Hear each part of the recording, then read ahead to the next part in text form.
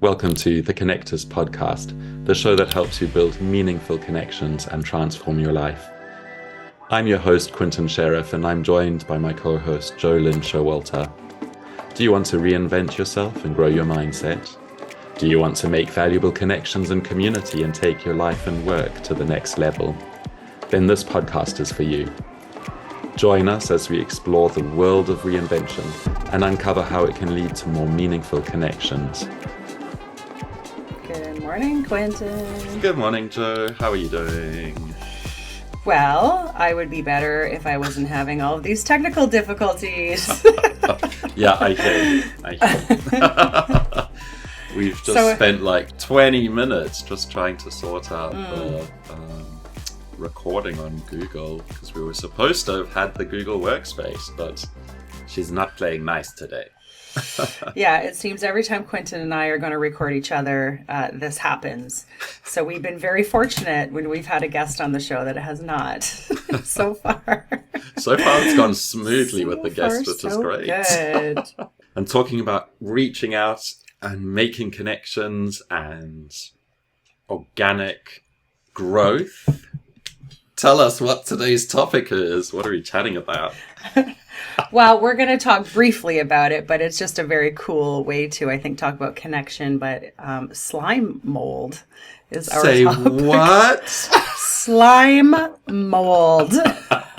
I know it sounds ridiculous and totally nerdy, and it is. But it was fascinating, the video that you sent me. So fascinating. And the reason this came up for me and triggered me to send Quinten this video on Instagram was last year when I was in my cohort for the Certified Reinvention program, one of my fellow students did a presentation on slime mold.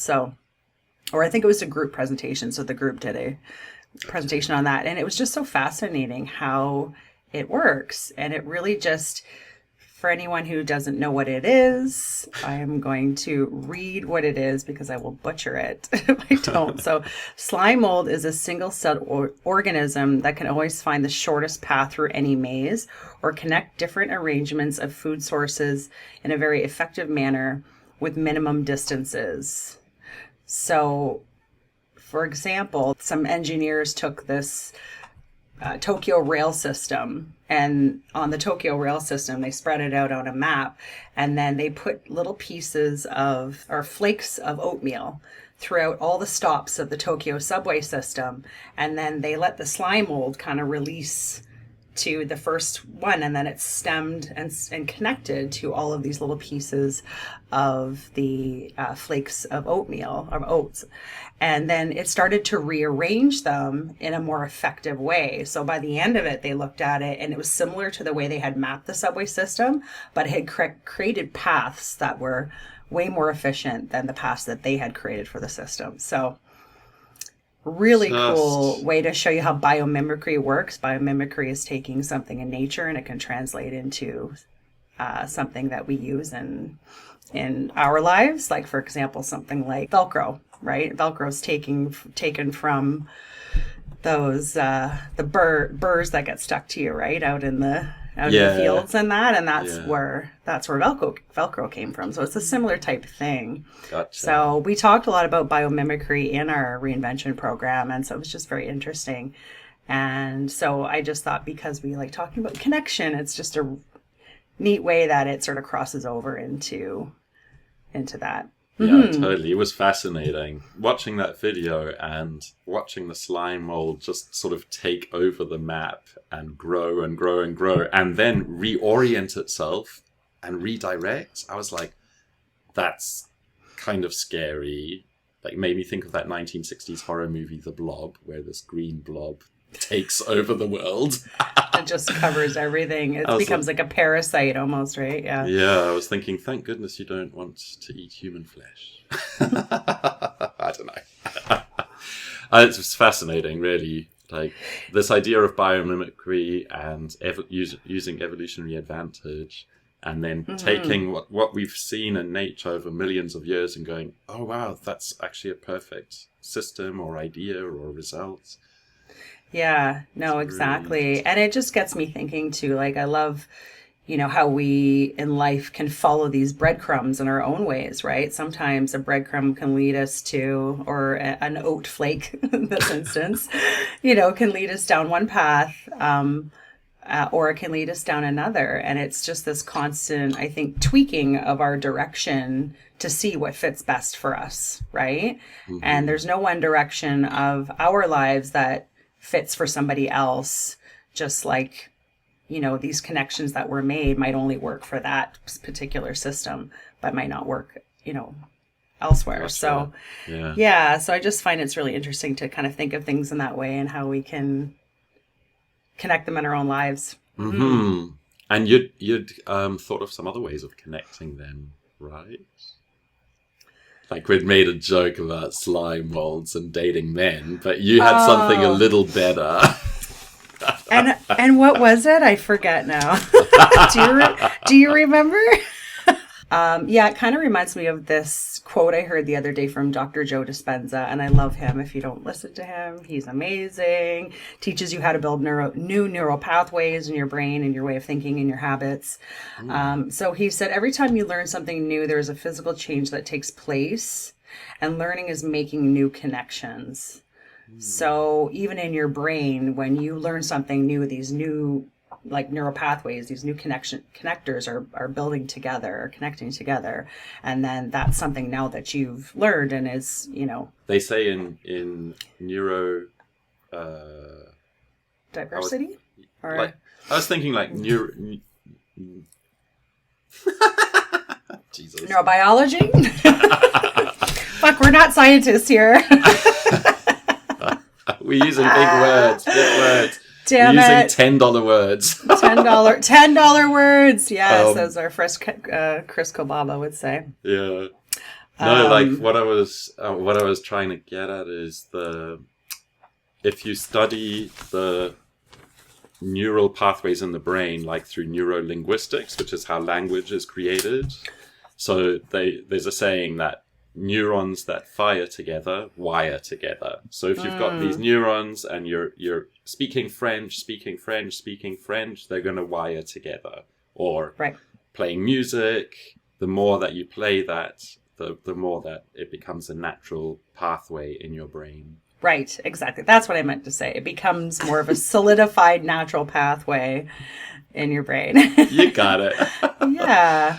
I just find that really cool, and I think maybe it makes sense in terms of how the people you and I are, because we both love to learn. So how fitting is it that we have a show called The Connectors? And how fitting that we get one decent thought with both of us putting our brains together. Right? Yes, we collectively come up with one decent thought. Amazing! Look at us go. You can find us on Twitter at The Connectors, on Facebook at The Connectors Podcast, and on LinkedIn at The Connectors Podcast as well. Or reach out by email at theconnectorspodcast@gmail.com.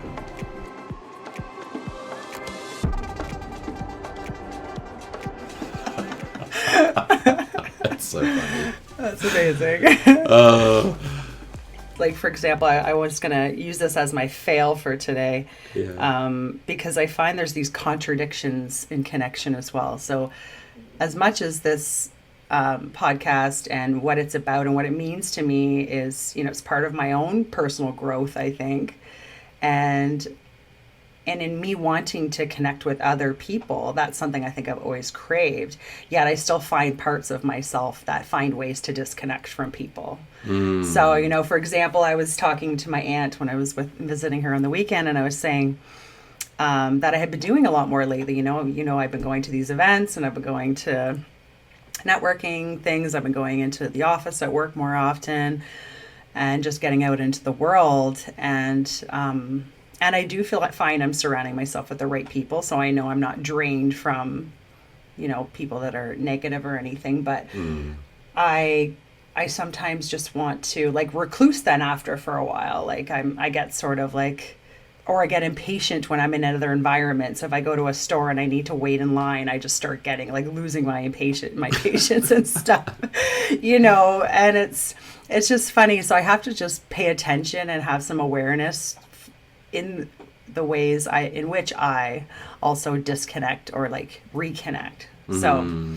it's not that it's bad or good, but you could have, like I noticed, I looked up 3 ways in which we disconnect, and one is projection, one is holding back, and one is deflection. Nice. And I was like, oh yeah, I do all 3 of those things, like all the time, for sure, Yeah. So And give us maybe- a little rundown of each of those. What's deflection? What? Okay, so projection would be if you're sort of guessing another person's motives, or you're reflecting back, or you're projecting how you feel on somebody else, maybe assuming what they are actually thinking.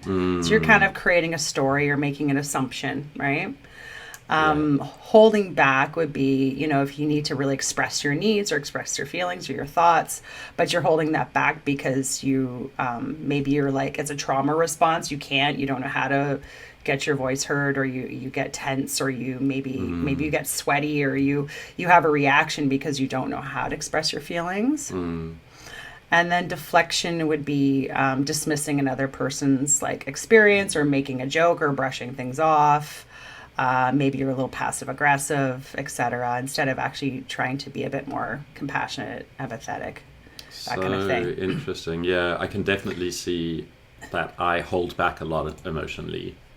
Especially in strong situations. Like I'll always just put up a wall and try and deal rationally with things. And you know how often they say men are problem solvers. We'll listen to something and immediately jump in there. I also have to hold back and be like, hang on, maybe no one needs to solve this problem. Maybe they just need to talk about it. But I think that's actually, in the way you're describing it, that's maybe a positive thing, or it's the way that you process information, right? So I think like it's just being aware of them and seeing how they can kind of all be used interchangeably, or if we're using them in a way to like dismiss other people because we don't know how to actually connect with them. Yeah. That's so true. Like when I reflect on how we use language and how people can write things in a way that looks for connection to people, as opposed to like when you're writing stuff, as you were saying, just brushing them off, just, oh, whatever, this isn't my responsibility, just deal with it. It's so interesting how language can control this.